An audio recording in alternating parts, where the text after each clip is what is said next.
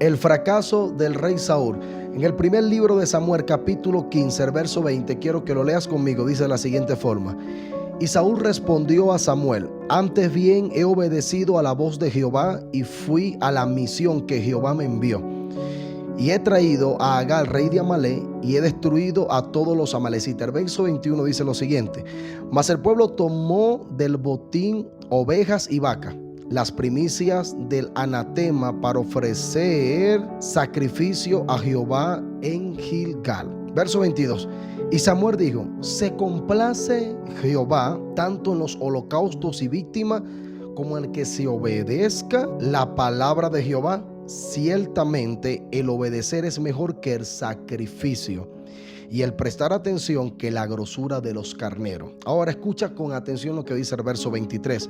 Porque como pecado de adivinación es la rebelión, y como ídolo de idolatría es la obstinación. Por cuanto desechaste la palabra de Jehová, también Él te ha desechado para que no seas rey sobre Israel. El fracaso del rey Saúl. Es impresionante la historia del rey Saúl y de la forma en la cual Dios lo llama. Cuando lees el capítulo 9 del primer libro de Samuel, vamos a encontrar la historia trascendental de este hombre que Dios llama de una forma impresionante. Usted entiende que Saúl era de la tribu de Benjamín, y Dios lo llama porque el pueblo quería rey. Ahora, Israel se encontraba en una crisis profunda. Israel estaba sin presencia de Dios y el pueblo estaba desenfrenado. Ahora este pueblo le está exigiendo un rey al sacerdote de turno, que en este caso era Samuel. Samuel, que ejercía tres funciones: una como sacerdote, una como profeta y una como juez. Ahora, Samuel se siente un poco frustrado por lo que el pueblo le está pidiendo, y Dios le habla a Samuel y le dice: no llores más, Samuel, porque no te han desechado a ti, sino que me han desechado a mí para que yo no sea rey sobre Israel. Dile de qué forma el rey los va a tratar. Estoy parafraseando para llevarlo rápido donde quiero conectarte con esta palabra. La Biblia señala que ahora viene Samuel, le muestra al pueblo de qué forma el rey los iba a tratar. Y cuando usted lee el capítulo 9, ya mencionado, usted va a encontrar que Dios se provee de un hijo de Cis. Dice la Biblia que Saúl era hermoso, era de hombros altos, sin embargo era menospreciado a sus propios ojos. Pero aún así Dios escoge a Saúl, y Saúl comienza a reinar, es ungido, y hay algunas cosas interesantes en el llamado de Saúl que no se refleja en ningún otro llamado en la Biblia. Lo que se refleja en el llamado de este hombre es impactante. Usted recuerda que se pierden las asnas de su padre. Ellos van delante de que el profeta le declara una palabra y le da ciertas cosas que a mí me sacudieron. Número uno: cuando vayas bajando te vas a encontrar con una guarnición de profeta. Ahí vendrá el espíritu de Jehová sobre ti, profetizarás y serás mudado a otro hombre, o será tu corazón mudado a otro hombre. Lo que Dios está diciendo es que vas a recibir la capacidad para gobernar, la capacidad intelectual de sabiduría, y vas a ser lleno del Espíritu Santo. En pocas palabras, todo se cumple tal cual como Dios dice a través del profeta. Saúl experimenta algo impresionante en su ministerio. Ahora, cuando usted llega al capítulo 13, empieza este hombre a reinar, y su primera tarea es esperar 7 días que llegara Samuel para ofrecer un sacrificio, ya que iban a presentar guerra delante de los filisteos. Y aquí hay algo interesante: la Biblia dice que Samuel no llegó a los 7 días pautados. Samuel llega al día número 8. El pueblo está desenfrenado, desesperado, y le pide a Saúl que presente rápido una solución. Hay algo aquí que yo quiero que tú atrapes, ministro, hombre de Dios, usted que tenga un ministerio. No se deje influenciar ni mover por los caprichos y los deseos del pueblo.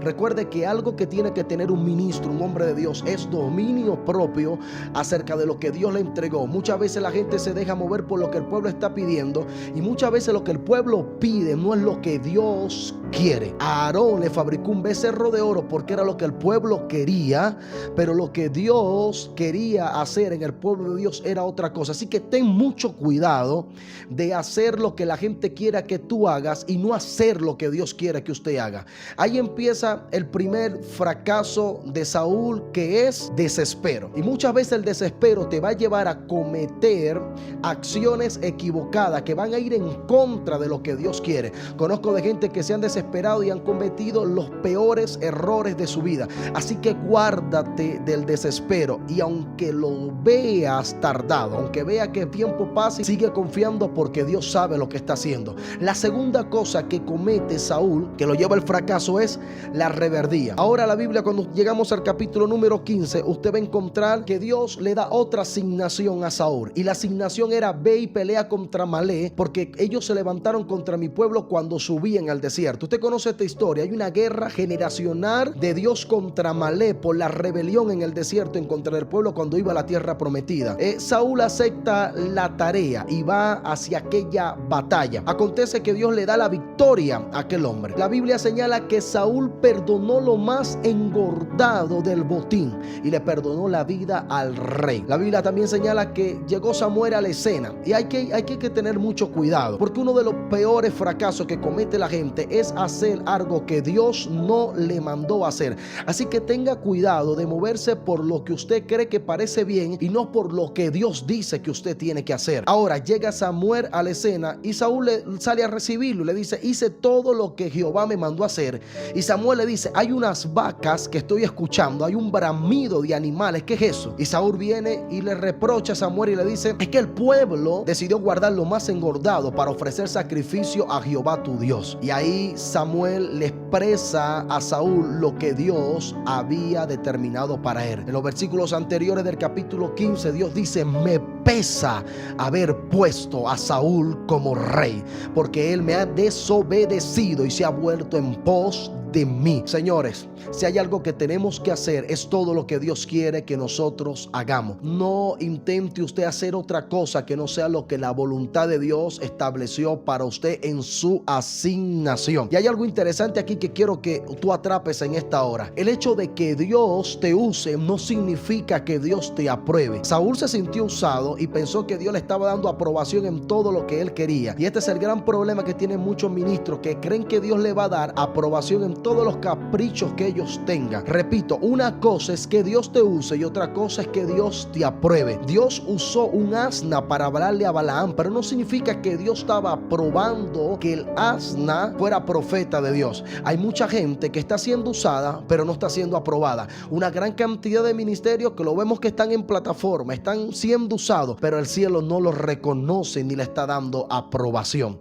Ahora, aquí hay algo interesante, porque vea lo que le dice Samuel a Saúl. Le dice: por cuanto desobedeciste la palabra de Jehová, Jehová te ha desechado para que no sea rey sobre Israel. Señores, hay cosas pequeñas que están provocando que salgamos de la presencia de Dios, y aquí tenemos que hacer introspección profunda y hay que examinar detalladamente en qué área le estamos fallando a Dios, porque hay áreas que parecen que estuvieran bien pero están mal, y hay gente que están viviendo de una apariencia delante de un pueblo y no están obedeciendo al Dios que lo puso delante de un pueblo. Cuando usted lee los versículos más abajo, después de la exhortación de Samuel, Saúl dice: quiero que me honres delante del pueblo y que el pueblo no se entere de que Jehová me desechó. Y esta es una de las cosas más frustrantes de la vida de Saúl. Saúl gobernó 40 años, pero 38 años estuvo sin Dios y 2 años estuvo con Dios. Así que tenga cuidado de estar en algo que Dios no le mandó hacer. Y recuerda esto, hombre de Dios, mujer de Dios, que en este momento me estás viendo: